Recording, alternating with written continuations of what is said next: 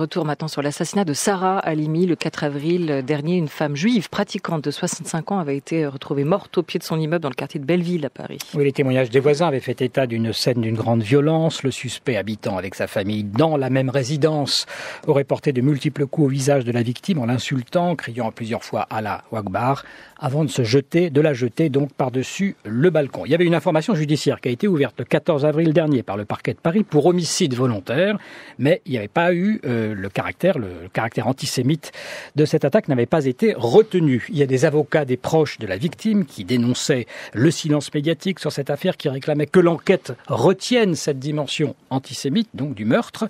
Et ce matin, dans le Figaro, voilà qu'un certain nombre d'intellectuels tentent de rompre eux aussi le silence. On peut citer Marcel Gauchet, Michel Onfray, Jean-Pierre Le Goff, Elisabeth Badinter, Alain Finkielkraut. Et ils parlent tous de déni de réalité qui viserait notamment la presse. Nathanaël Charbonnier, bonjour. Bonjour. Est-ce qu'il y a eu véritablement déni de réalité selon vous ? Alors la question que vous posez, c'est de savoir aussi pourquoi il n'y a pas eu d'emballement ni médiatique ni sociétal alors que l'affaire se déroule en pleine campagne présidentielle, vous l'avez dit, et qu'elle avait tout pour faire la une des journaux. Alors tout d'abord, il y a eu des réactions. C'est au CRIF que l'on doit l'initiative de la Marche Blanche qui s'est déroulée à Belleville le 9 avril, soit 5 jours après les faits. Le CRIF et le consistoire ont dans la foulée annoncé vouloir se porter partie civile. Et s'ils ont réagi avec prudence, c'est qu'ils souhaitaient que les faits soient vérifiés. On parle ici d'actes de barbarie, comme l'explique Noémie Aliwa, elle est journaliste et signataire de la tribune du Figaro.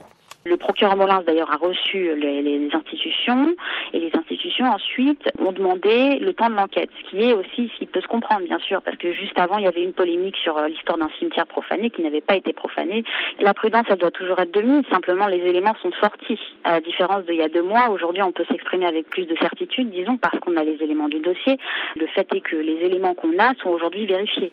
De la prudence pour vérifier les faits, cela explique en partie la réserve des médias, de la société et de la classe politique, mais pas seulement.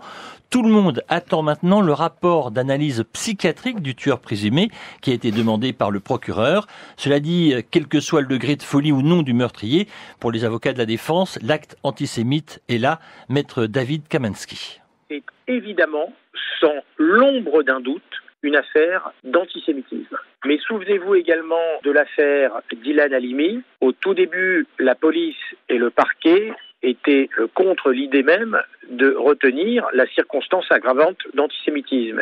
Et des années plus tard, lorsque l'on connaît la vérité et la vérité judiciaire, nous savons que cette affaire était un crime odieux, mais un crime antisémite. Et à ce jour, l'homme de 27 ans, auteur présumé des faits, est toujours interné dans un hôpital psychiatrique.